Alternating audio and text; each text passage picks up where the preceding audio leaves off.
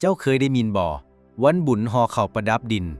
วันที่คนเป็นทำบุญให้คนที่ล่วงลับไปแล้ววันบุญห่อข้าวประดับดินปีนี้กงกับมื้อแหม14ค่ำเดือน9คนลาวและอีสานเชื่อว่าเป็นวันที่วิญญาณญาติพี่น้องจะได้รับของกินจากลูกหลานผู้เฒ่าเล่าว่าตอนเฮาตายลูกหลานก็จะทำบุญให้แบบนี้บุญนี้บ่ได้ให้เพียงคนตายแต่เตือนคนเป็นให้บ่ลืมความกตัญญูบ่ลืมว่าชีวิตเฮาก็จะจากไปเช่นกันทุกคำเข้าคือความฮักที่เฮาส่งไปให้ถึงว่าพวกเขา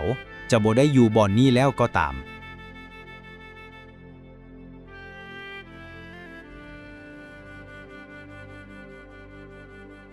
วันบุญห่อข้าวประดับดินบ่แม่นเพียงทำบุญให้คนตายแต่คือการเตือนใจคนเป็นบางทีสิ่งที่เฮาคิดฮอดที่สุดบ่แม่นของที่หายไปแต่คือคนที่บ่มีวันกลับมาวันบุญห่อข้าวประดับดินบ่แม่นเพียงประเพณีของชาวลาวและอีสานแต่คือบทเรียนชีวิตที่เตือนให้เฮาฮักและกตัญญูต่อคนที่ยังอยู่ก่อนจะสายเกินไปสาธุสาธุสาธุ